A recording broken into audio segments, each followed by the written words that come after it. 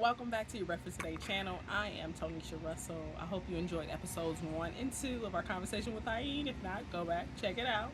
We're about to get into episode 3 where we talk life and faith with Bread for Today. I want to talk about this very specific time in our life that changed me and just wanted to know how it affected her. And so like I said, we grew up in church together, and one of the beloved members, Trenese, I remember meeting her, and she was a bright light, and just like she loved her husband, and I was like, I'm gonna learn to love my husband like she loved hers. And I can't really describe her because I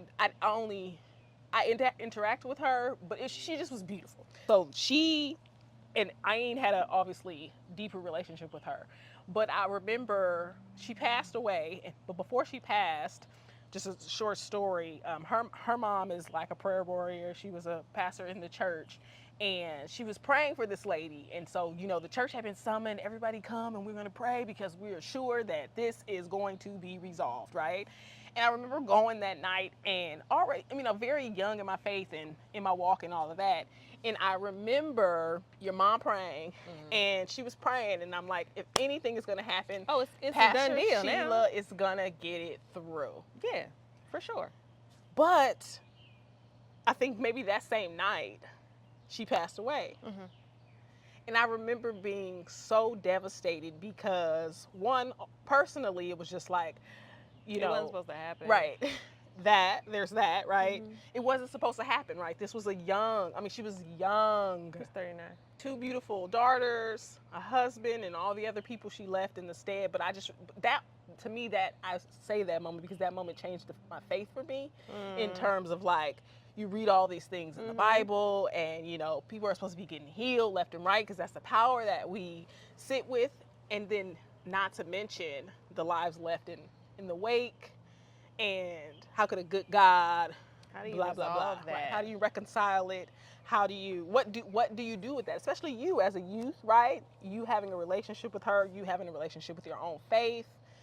I just remember that as a turning point in my life. I'm usually really late on these like life experiences and being able to put the pieces together like, oh, that's when I started to think this way, and you have already like worked through this. Trenese is a very big part of my story as it pertains to womanhood and what a wife looks like. I say often hers was one of the very few, if not only, very healthy relationship. For sure. And For sure. what I perceived as a very healthy marriage. They looked happy. They looked like they were having fun and enjoying it. And enjoying each other. And they weren't hiding the bad Problems. parts. They weren't hiding any problems or arguments that they were having. This is my perception. When they would argue, and I would see it. And it wasn't nothing detrimental. It wasn't like they were hiding or putting on a facade. They had a lot of fun together, and it looked like something that I wanted to have. Yes. And for sure. She was real vocal, very transparent about what marriage really was and what I would need to do to enjoy it. And so she meant a lot to me because she was someone that in her mid to late 30s was very vocal and kind and nice, and took someone who was coming out of adolescence, going into adulthood, and had a lot of questions and wasn't really understanding people. Again, we were in a church environment, and so what people were saying and what they were presenting as was completely different than what I was seeing they were actually doing. And she would bridge that gap a lot. And she'd be like, oh, they just like that because they mama did this and da-da-da-da. And I'd be like, oh, well, why didn't they just say that? Or how come they don't just do X, Y, and Z? Oh, they can't, girl, because, such and such, Deacon so-and-so is going to say this, and they can't do that. Just, just let them live, just live a little longer. Just keep living. And when she passed, I was devastated. She went to surgery and passed. the week of my bridal shower. Oh, wow. And I only know that because I pushed the bridal shower so that she could be there. I moved the date for her, and then she didn't make it because she passed. Yes. And so I just fully immersed into the wedding and my first year of marriage. It didn't really sit with her death. I wasn't angry. I was really hurt and confused. And I still sit with daily why certain things happen. Like why would God allow this?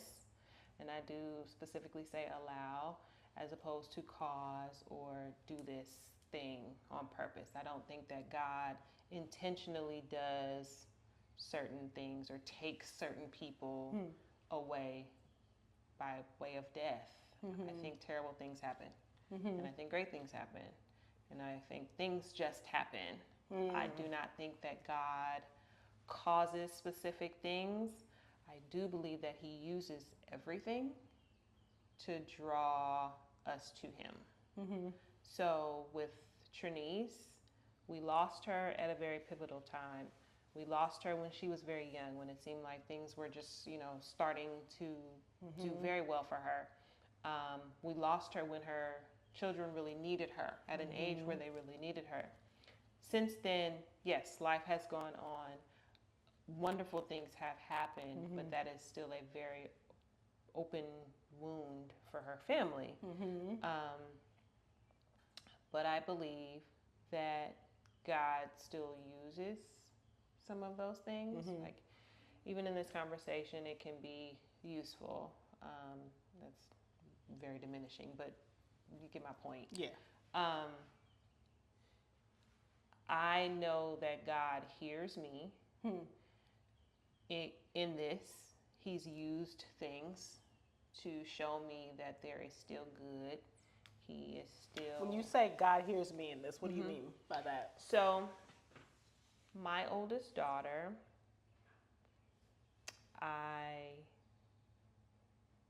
what happened with her? I was pregnant with her, and I remember dreaming of conversations that I would have with Trenese when I was pregnant with her. Odd. I don't know why, but when I was pregnant with her, I would start to dream about Trenese. Then, completely unrelated to that, my second child was born on Trenese's daughter's birthday. And then... Wasn't the third one supposed to come on the other birthday? The third one was supposed to come on her other daughter's birthday, and they're maybe like 2-3 days apart. So my middle child has the same birthday as Trenese's youngest. My youngest has the same, 2 days apart from Trenese's oldest. And that one has the middle name of the one who has the same birthday as my middle child. Oh, I didn't know that was her middle name. Okay. And the birthday thing was coincidental. The name worked out perfectly. I had another dream while pregnant with the second child that was actually born on her daughter's birthday, of Trenese driving up to my house, which is weird. My house in Atlanta. Oh, okay. Never been there. Right. So she drove up to the house, said what's up from the car, didn't get out, and then just drove away. It was very odd and comforting. I don't believe that people visit you from the dead. I don't believe that. Your subconscious. I think that these are things that, again, God allows to just kind of comfort you. I do believe that we can view our loved ones from beyond, but I hate to step on people's theology or things that comfort them, but I don't believe you get your wings. I don't believe you turn into an angel when you die. Oh, right, yeah, no. And watch over people in that way. I don't believe that. I don't think that's scripturally sound. So it's just not my belief. However, I do believe that God brings things to your memory or allows you to like find comfort in certain things in your subconscious when people pass, because that's what you're left with. You're left with past conversations or what they would have said. I think one healthy way to grieve is to find the love in what someone would have appreciated, or a conversation that you may have thought that you would have had. Like I find myself oftentimes being like, oh, my dad would have really liked this, or he probably would have said this, or he would have liked to see this. And those are things that you can find comfort in, because it is your way of holding on to the best parts of someone, remembering them in a good light, really honoring their character, and then missing them in a way that is realistic, right? Like when we miss someone and we grieve someone, it's not because, well, it is because they're gone, but it's more so because of the loss memory of what could have been. Yeah. And I tell people that a lot of times. My biggest regret with losing my mom is that I never got her side of the story, right? Like we judge our parents so much. But they had lives before we existed. Exactly. And then the way, as parents now, we understand all the things they had to contend with, all the ways they had to change themselves, right? Yes. Like they were whole human beings before we came and changed their lives. And so just all the ways I've had to forgive my mom in grief. So much grace for your parents after you have children. Exactly. Because I understand you were literally just doing the best that you can. You know what I'm saying?